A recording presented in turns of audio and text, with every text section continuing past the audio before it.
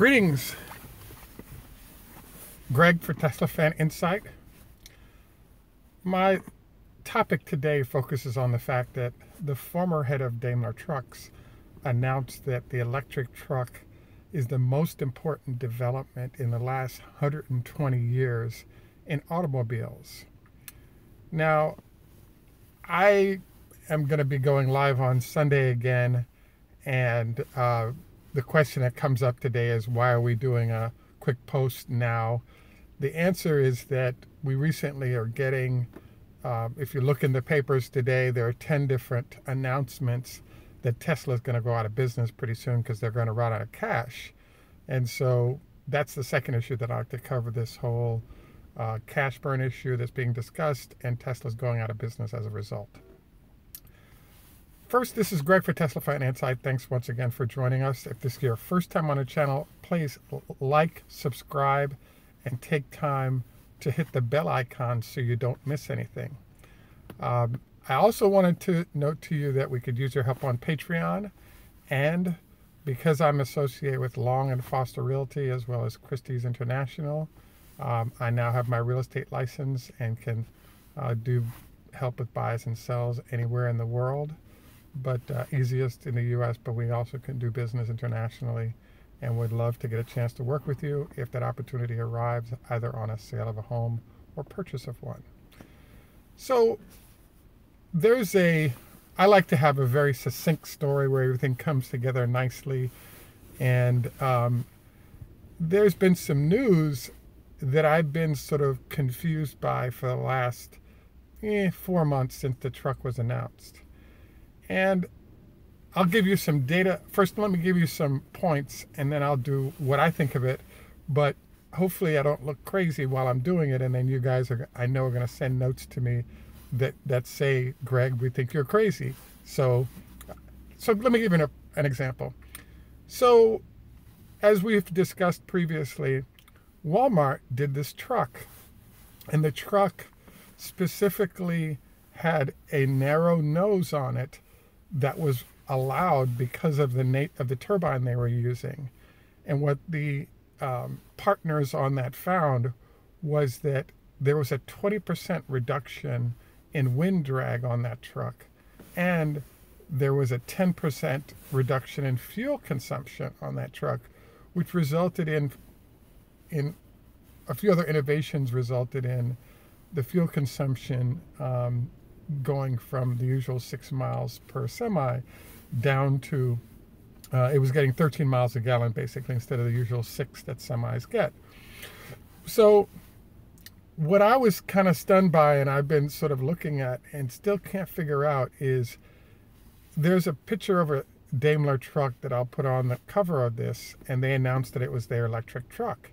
Now, if you look at all the Daimler electric trucks that they're putting out, in essence, it may be everything built from scratch to be electric, but when you look at the trucks, the core design of the truck is basically swapping out electric to a new truck, electric from ICE to electric, but with the same body of the truck.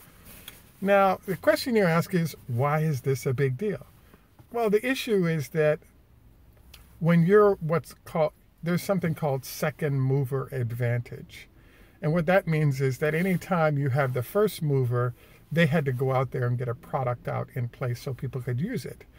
Then what happens is a second mover will come into place, and this individual or company will deliver products that look at what the first mover did to come up with new ideas that represent new possibilities. Now, this brings me to what is going on with all of the current manufacturers of electric trucks deciding not to put the driver in the middle seat. So why this is big is that all trucks had all of this engine in the front bay that had to be accommodated. But now that you have motors in the wheels, you don't need to have this big front of the truck. But most of the designs are still operating off the assumption that there's a big engine compartment needed in the front of the truck. And Tesla's decision to throw that sucker in the wind tunnel and say, how are we going to modify the front of the truck to help reduce fuel consumption by 10 or 15%? So the question that comes up, for example, so I'm intrigued because I spoke with an executive whose company owns 10,000 vehicles, and he said to me, wow, that's kind of weird having the driver in the middle of the vehicle like that. And I said to him, that's a good point. But what people hadn't been looking at for 120 years is the fact that if you get rid of the ICE engine in front, you now have options in terms of what's done in the driver position to optimize wind drag on the vehicle. So I thought it was interesting basically that there are customers that are like, oh, we don't know if we want a truck with the driver sitting in the middle because that's kind of weird. But then if you have X number of dollars that are saved, all of a sudden you have the benefit of all these dollars saved driven by the driver sitting in the middle of the truck. Same thing with the flange that's on top of the truck. It represents a 5% reduction in fuel costs. So there are technical reasons why certain things are done. And I'm kind of blown away right now because one of the arguments that's coming up is that, hey, if you're Daimler or Ford or GM or all these companies and you've been doing something for 120 years, should a newcomer come in and do something that's, not what's been done in the past and get away with it, if you will? Not only get away with it, but have zero competition because the pre-existing manufacturers have no clue what to do. Now, this harkens back to, think about the difference between an iPhone and all the other phones that are out there.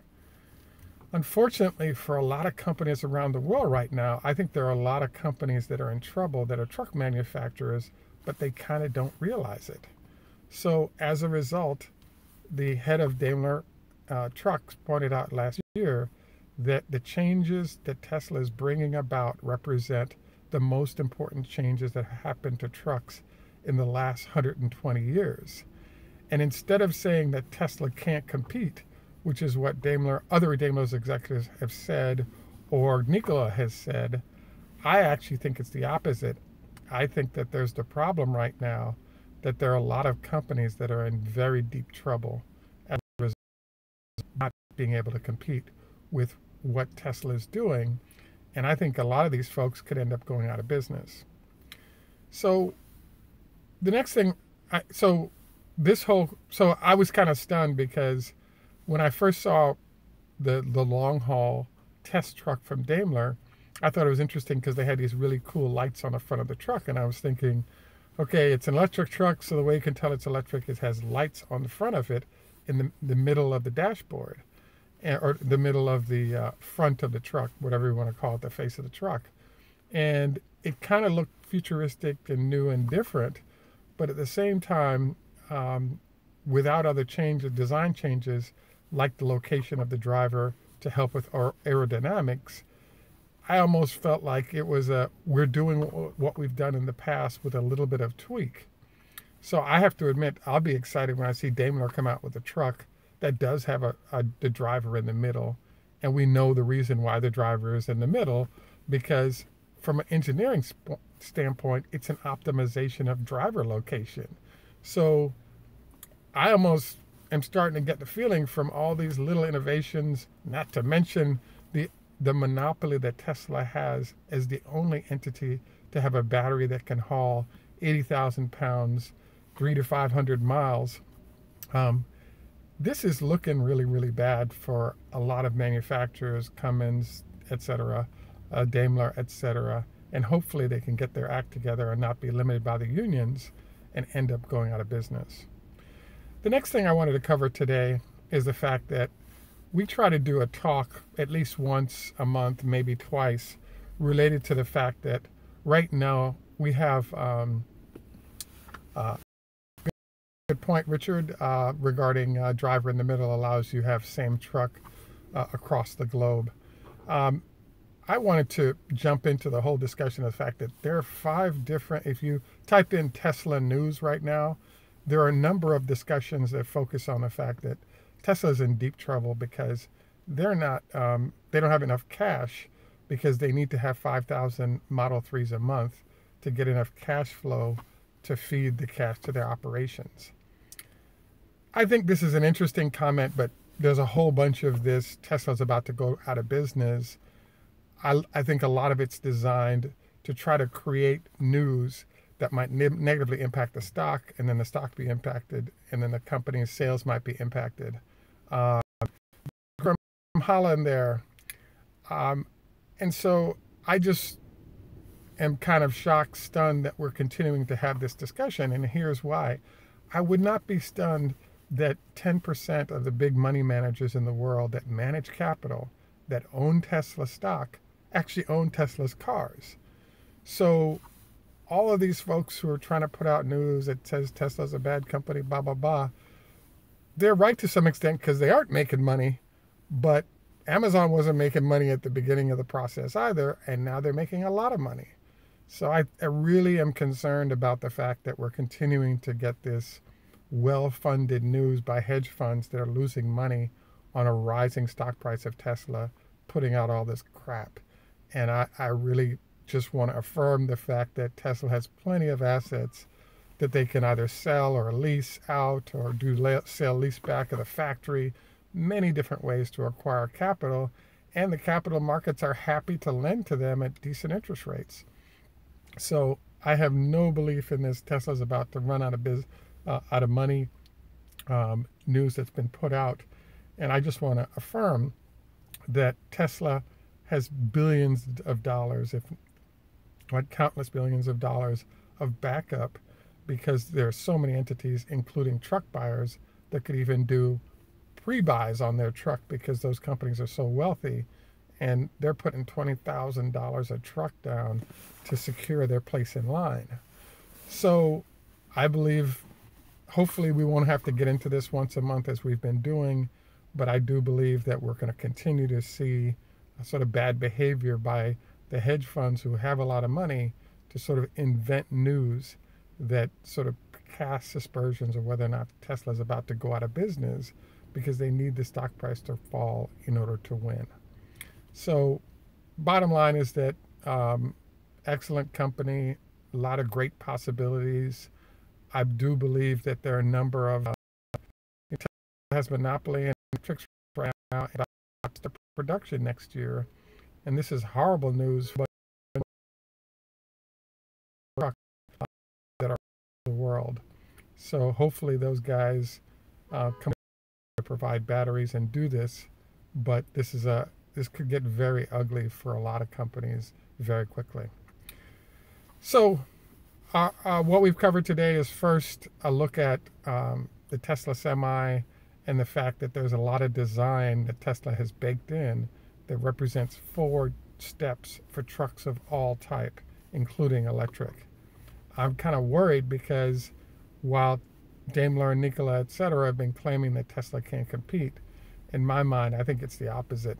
I think there's a really bad situation going on where Daimler's been working on their electric truck product for the last 8 to 10 years, and they currently have trucks that are in test, but the batteries are so expensive that it's embarrassing currently where they're at in terms of number of they're just in an embarrassing position because they've got trucks out there that are class 7 trucks that are doing fine, but the real cost of those trucks is so high that they're offering large losses on each truck just to have a footprint out there so that once they figure out their battery situation, they can compete. I actually do think Daimler will figure it out because they just bought a company that's doing some good work when it comes to superconducting, etc. So I want to thank you again for joining us. Just a reminder, 4 p.m. Eastern on Sunday, we'll be doing our next sort of class session on new aspects of Tesla not covered previously. Also wanted to remind you, just got realty license. If you're buying or selling anywhere in the world, we'd love to get an opportunity to represent you. Admin at Tesla Fan Insight is our email address if you want to send us a note, and we can follow up with you on helping to make a transaction happen. Also, hey, if you want to send some info on interesting electric stuff in your area, admin@teslafaninsight.com is where you can do it. We also have a Facebook page, which is Tesla Fan Insight. If you go over to our Facebook page, that will allow you to upload things as well as send an email there for us as well. I have to admit that I'm asking friends. About 40% of my viewers, which might include you, are coming from other parts of the world. And one of the things I was hoping to do is highlight innovations relative to electric that are happening in other places that might be considered in the United States and vice versa. So if you have interesting stuff that you think we should post, definitely open to it.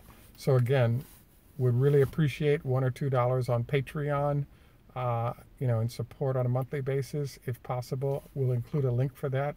It's also on our other videos. Also want to thank you again for taking time out. Have a great day. Tschüss. German. Max.